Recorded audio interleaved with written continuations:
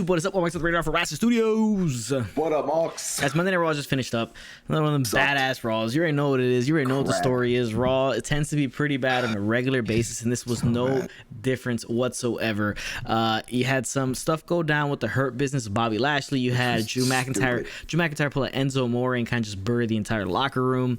So you had a couple things there that we'll talk about. You know, had more going on with the whole stupid is, the stupid does thing. That got even amazingly, it got worse, that storyline. Like, that's impossible to me that it got worse, but it did. So we're gonna get into that and a couple other things. We only have one takeaway from the entire show. Only thing that really mattered in the whole entire show, and it was the beginning of the show. But let's get into it. Before we do it, you guys drop a like and a comment on this video. In the comment section what you guys thought about Raw's build to WrestleMania. What is the thing you hate the most about Raw currently? Could be the entire show, whatever. You know, send me in the comment section what you guys think about Raw in general and how everything turned out in tonight's Raw. Subscribe and not subscribe, notification bell, you know, no story with that, and social media. So let's get right into it. Monday Night Raw started off with the opening segment that was Bobby Lashley coming out with the Hurt Business in tow, Cedric Alexander, and you know, Shelton Benjamin. And there's issues between the squad. There's whole issues stemming from last week because they couldn't take down Drew McIntyre and help out Bobby Lashley, because all of a sudden Bobby Lashley's upset that, you know, Drew McIntyre's going to face him at WrestleMania. He didn't seem that upset before, but now he's upset that you guys couldn't take him out. So this is the first takeaway, because you see this behind us. Issues between the two, you know, the MVP Bobby Lashley and the rest of the Hurt Business.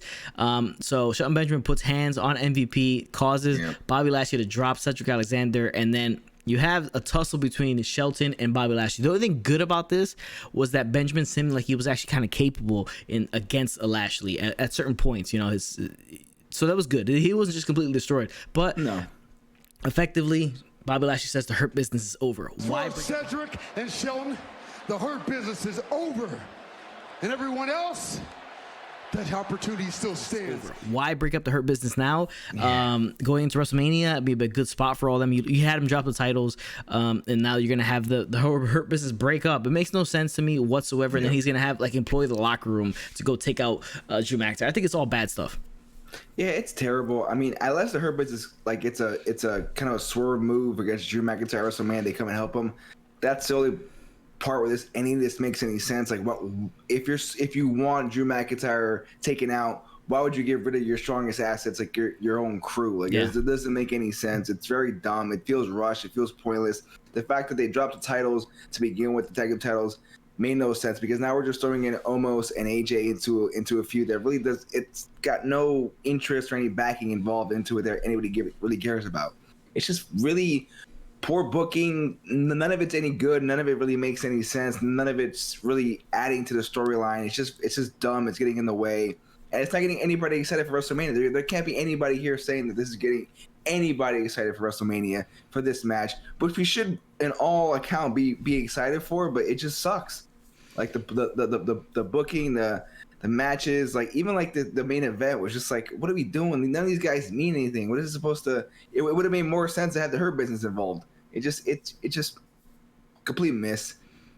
Yeah, and it was a miss. And then you have he still says the offer's still on the table. If anybody take out Drew McIntyre from the backstage, gets a shot at Lashley at WrestleMania. So you know, last week you saw, you know, the lineup of guys, you know, the usual suspects back there. Like everybody who's not part of a program, the guys are just hanging out and never see them on TV, and they come out, they just lose. Those are the guys you have facing 24/7, you know, coming out. But guys, that's takeaway number one. That was where the show started off. The Hurt Business is a wrap. It's over. They're still called the Hurt Business, but it's just Lashley and MVP now. So we'll see what happens with Alexander and Shelton Benjamin going forward. They will have what they kept calling a 2-on-1 handicap match, but it ended up just being a singles match. Actually, the announcer of the match called it a 2-on-1 handicap match, but it was just Shelton versus Lashley. But that's later on in the show. Next thing on the show is Sheamus versus Riddle. A whole feud started by a scooter.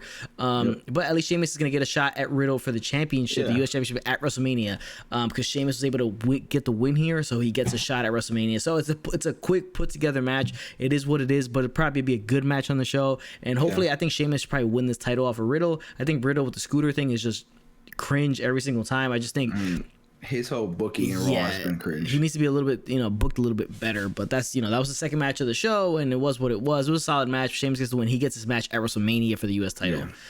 Next thing on the show was just more of this garbage. So you have Shane McMahon, Jackson Riker, Elias, because that's the crew now. They're out in the ring, and they read a bullshit report card from Braun Strowman's fifth grade.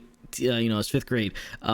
his name Braun Strowman, right? Like, you know, this even campier. Use his actual name, you know, use his actual name to make it not as campy. So it's a crappy report card. He's got D minuses, D pluses, and a bunch of random wording. You know, that's what matters when in a wrestling ring is what you did in the 5th grade. Exactly. So like so random, like the 5th grade. Right? So he picks it and then he starts talking trash, and then you know, says another bunch of other stuff about Strowman. Here comes Strowman. He's gonna take on Jackson Riker. He, you know, obviously you're no doubt because he's gonna destroy everybody, and that's exactly what he did. And then after Shane O'Mac bailed, and he said that you know, it tells Strowman says to Shane at WrestleMania we're gonna have a steel cage match.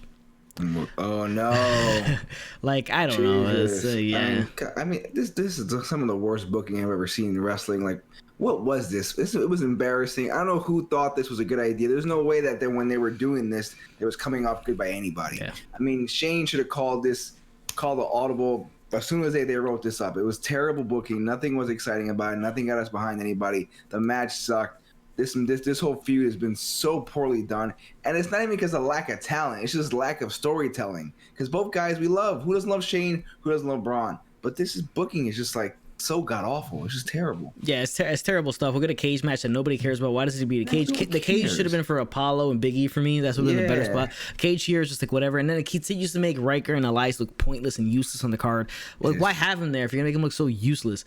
But yeah, that's just more of the garbage that we're getting on this Monday Night Raw. Next thing on the show was Miz and Morrison in the ring. They unveiled their new music video, Hey Hey Hip Hop. It's them. The music video I thought it was somewhat entertaining. That did a pretty good job. Yeah, it's fun. It's entertaining. It's a little cheesy, comical, and all that. You know, cool to see John Morrison speaking Spanish, right? You know, talk and singing in Spanish. So I mean, I thought that was all right. It was okay. I mean, it's funny. It's entertaining. Some of the stuff they do is kind of cringe, but I thought the music video itself was somewhat entertaining. Then you have I think some of their cringe stuff, it goes with their vibe. It goes with their gimmick. Like it's the way they play it comes off cringy, but I think they want that. I think it's probably their intention to want to come off that way. So then they get interrupted by Bad Bunny and Damian Priest, and then Bad Bunny, you know, comes out and says that he's gonna, you know, in Spanish, pretty much break the face of Miz at WrestleMania. So that's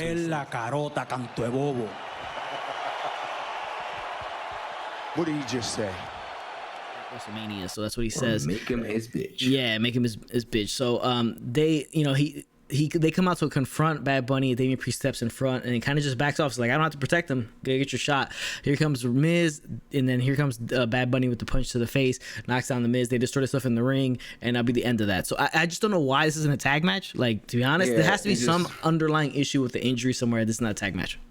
Yeah, because it just makes so much sense for it to be a tag match where Bad Bunny's not going to get exposed in the ring because he's obviously not going to go out there and go, you know, hold for hold, move for move, Dean Malenko style in the ring. So it's just that's not going to happen. It would have made more sense to have Priest and Morrison kind of run the match more because Miz isn't exactly the greatest in-ring worker of all time either. So it's really not going to be a great match, but we'll see what happens. Maybe they'll add a tag team match going forward. Yeah, I hope so. They have one more week to set it up, so hopefully it make more sense. Yeah. Next thing on the show was Shelton Benjamin versus Bobby Lashley. It's the match that we got. Shelton Benjamin. It says it was a 2-on-1 handicap, but it wasn't because Cedric Alexander was on the outside in a suit, and he was scared of Bobby Lashley the entire night, so he didn't want to take on Bobby Lashley. He was letting Shelton Benjamin do it. I thought Shelton looked all right in this match for what it was. It was just to make this guy look dominant. Bobby Lashley, exactly what he did. He won with the hurt lock, and that was the end of the story there. But you know, he got some offense in Shelton, and I hope Shelton gets like something after this. Even if they say it's a tag team, Cedric and him, but something after this because they broke up the Hurt Business. I hope they don't fall into obscurity.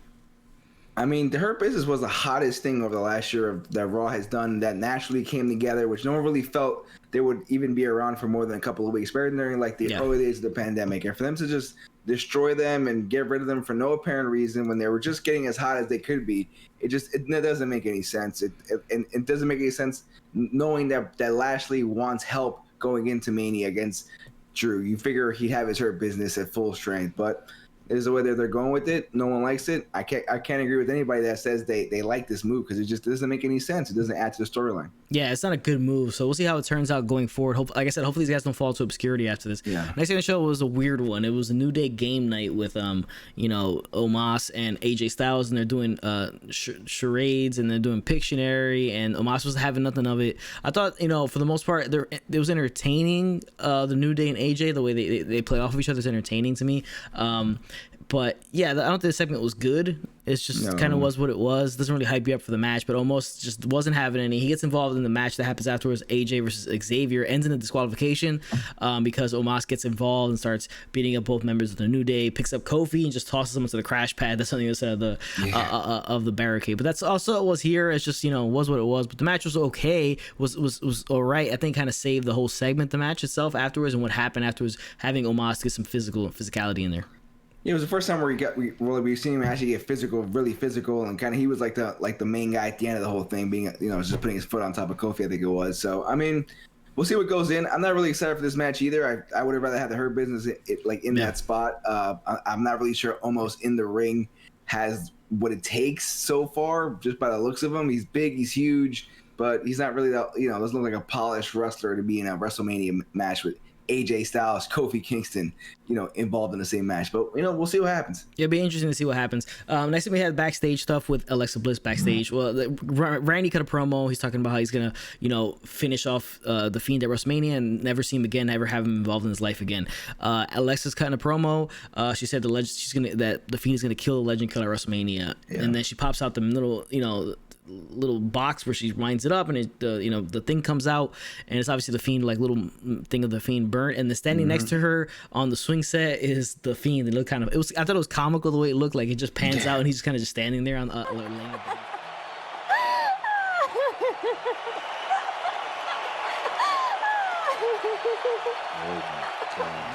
laying up against the swing set. I thought it was funny. But next thing on the show, Shayna Baszler versus Naomi, because we needed this match, and Reginald has to get on. Reginald has to get on the show, or like he just has to get on the show for no reason, really. Just completely pointless. Yeah, Naomi gets the win, and that's pretty much all there is to talk about here. The whole thing is a disaster, the women's tag team, but I'm thinking it's probably a triple threat. It'll be Mandy and Dana, Lana and Naomi versus Jax and Baszler at WrestleMania. That's what it seems like. I mean, that's the only viable thing they have going, especially when they had all the girls involved. I mean, this time I drop the title for Shayna and Nia Jax, get somebody else involved. Just get some new blood in the title.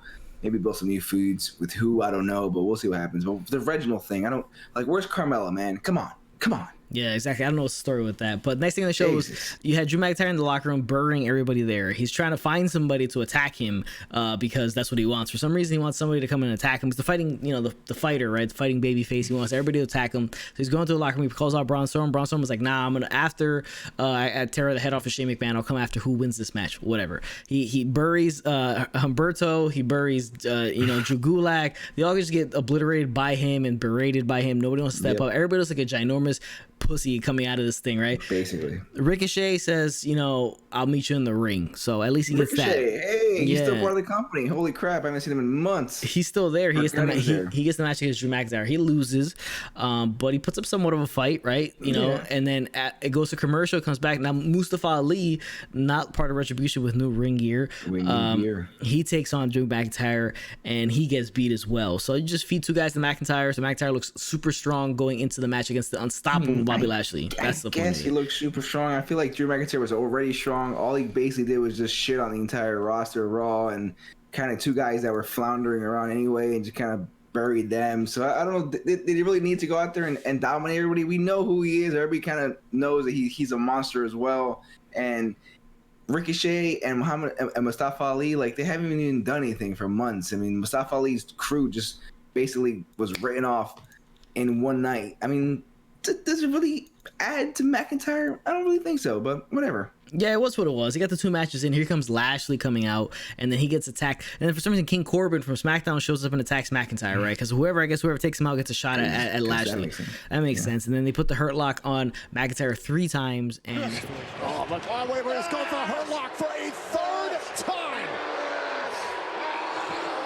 And McIntyre continues to... And that's the way the show ended, standing tall over his WrestleMania opponent with King Corbin standing next to him. So, I mean, I don't know. It is what it is. It's just like you have McIntyre destroy those guys, and that's pretty much it. The breakup of the Hurt Business sucks, obviously, and we'll see how Lashley ends up going in that final Monday Night Raw going to WrestleMania. Not much else. Yeah, it probably... I guess the fact that Corbin needing the belt, wanting a chance at the belt... But if you're Lashley, why would you really trust that? I don't know. I feel like it would have made more sense to have the Hurt Business there. Just looking strong, looking like $1 million in their suits, and then looking dominant when they've done a bunch of times throughout the last year, and they looked really good doing it, looking convincing doing it. Having Baron Corbin there just show up out of nowhere, I mean, all right, I guess we can get behind that, but it's just, I don't know, not interesting booking. Just none of this stuff is really all that good or anything. Yeah. WrestleMania worthy at the moment.